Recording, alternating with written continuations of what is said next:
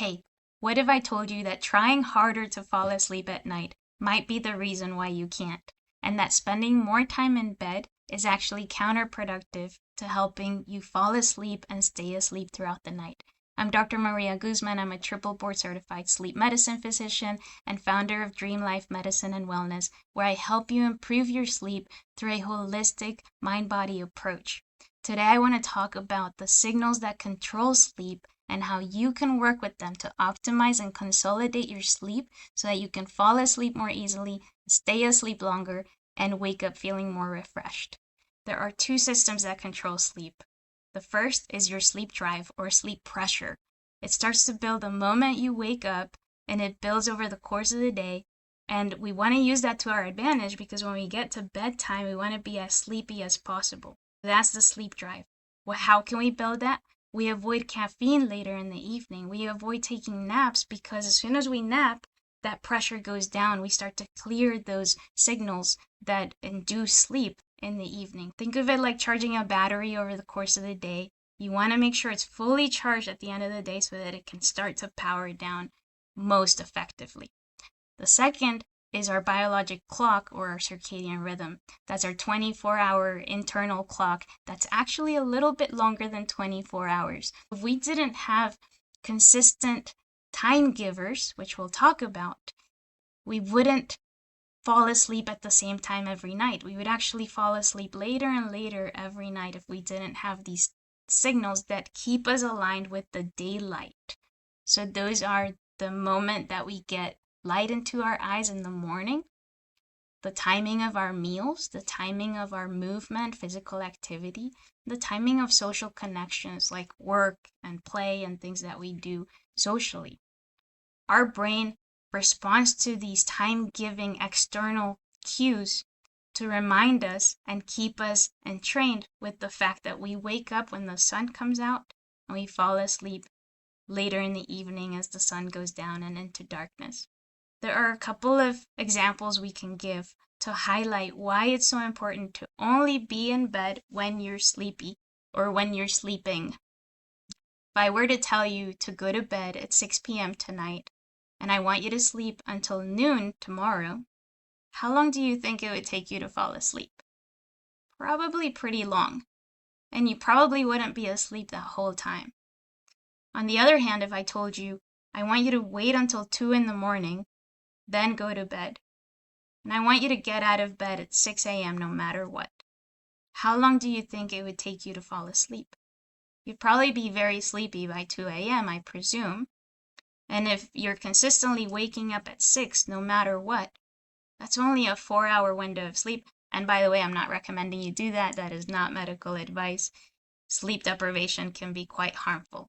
But it's just to illustrate a point that the shorter time that we have in bed, the more our sleep pressure is going to build up and we're going to be able to fall asleep. And so we're consolidating sleep. We're putting it into a smaller window so that we can spend more time in bed sleeping rather than tossing and turning, thinking and getting frustrated about not being able to fall asleep.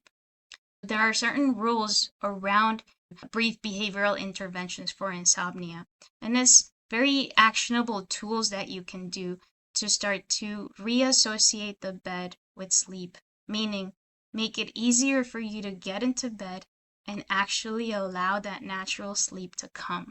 Because sleep isn't something we can force. It's not a voluntary flip of a switch that we can do to now we want to power down.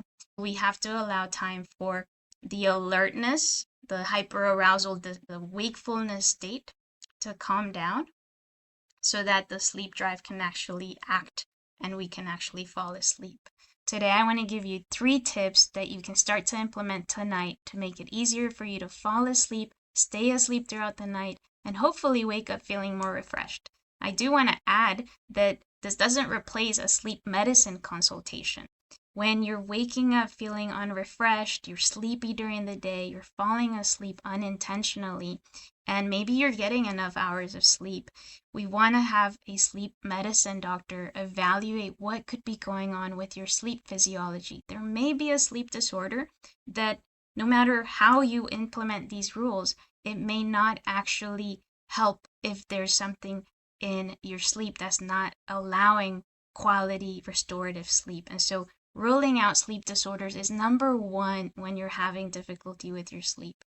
If those have been ruled out and you're struggling with insomnia, difficulty falling or staying asleep throughout the night, and it's impacting your daily function, then these are the tips that you want to start to implement. And I'll also add that if doing these on your own doesn't seem to be working, please see a physician or a specialist in behavioral sleep medicine trained in either brief behavioral interventions or cognitive behavioral therapy for insomnia that can dig deeper into what may be for you the specific pattern that's keeping you awake and helping you personalize your treatment to you. These are general tips and not medical advice. Let me know in the comments if you find these helpful. Number one, spend as little time in bed awake as possible. If you go to bed and you're having trouble falling asleep, or you wake up in the middle of the night, and you feel like you're tossing and turning trying to get back to sleep and you can't, that's your cue to get out of bed. We want to make your bed a place where you find calm and rest and comfort, not a place where you feel frustrated, stressed, and you're tossing and turning, trying to force sleep. That's not going to work. So in bed, if you're awake longer than you'd like, 20 to 30 minutes, and you still haven't fallen asleep, get out of bed and spend as little time in bed awake. Number two, wake up at the same time every day, no matter what. Even if you have a rough night and you couldn't fall asleep till pretty late, do your best to keep a consistent wake-up time within an hour from day to day. So on the weekends, if you're off, if you're not working, try to still wake up and find other activities that are enjoyable that you can do on those days where you're not working so that your circadian rhythm stays aligned, because that morning routine impacts that night's sleep. So you want to emphasize getting light into your eyes as early as possible, doing physical activity early in the day, and getting good nutritious meals early in the day and not too close to bedtime. So those are ways to align the circadian rhythm.